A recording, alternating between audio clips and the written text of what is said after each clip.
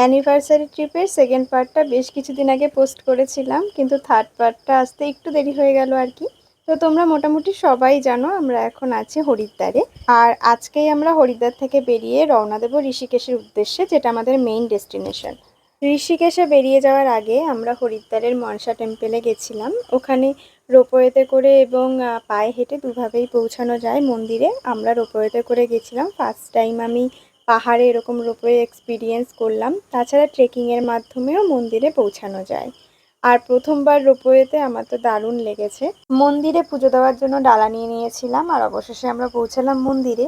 মন্দিরের মধ্যে প্রচণ্ড ভিড় ছিল, আমি আর ক্যামেরা অনই করতে পারিনি। আর মন্দিরটা না একেবারে পাহাড়ের উপরে অবস্থিত। যাই হোক, কোনোভাবে পুজো দেওয়া কমপ্লিট করলাম। এখন একটু উপর থেকে শহরটা কেমন লাগে সেটা একটু দেখছিলাম আর কি। বেশ অনেকটা উপরেই ছিলাম আমরা। তারপরে আবার রোপওয়েতে করে আস্তে আস্তে আমরা নিচে নেমে এলাম। এরপর একটু আমরা গঙ্গার ঘাটে গেছিলাম। গঙ্গার ঘাট তো অবশ্যই হরিদ্বারের প্রচণ্ড ফেমাস, তোমরা সবাই জানো। কালকে রাতের বেলা গেছিলাম, কিন্তু আজকে দিনের বেলা কেমন লাগে একটু আশেপাশটা ঘুরতে গেছিলাম। আর ওই যে দেখো পাহাড়ের উপরে যেই মন্দিরের চূড়াটা দেখা যাচ্ছে, আমরা কিন্তু ওই মন্দিরটায় গেছিলাম, কত উঁচুতে। এবার আমরা অল্প কিছু খাওয়া দাওয়া করে নিয়ে পৌঁছালাম হোটেলে। হোটেলে সবকিছু গুছিয়ে এখন আমরা রওনা দেবো ঋষিকেশের উদ্দেশ্যে। এবার তোমাদের সাথে দেখা হচ্ছে একেবারে ঋষিকেশে পৌঁছে।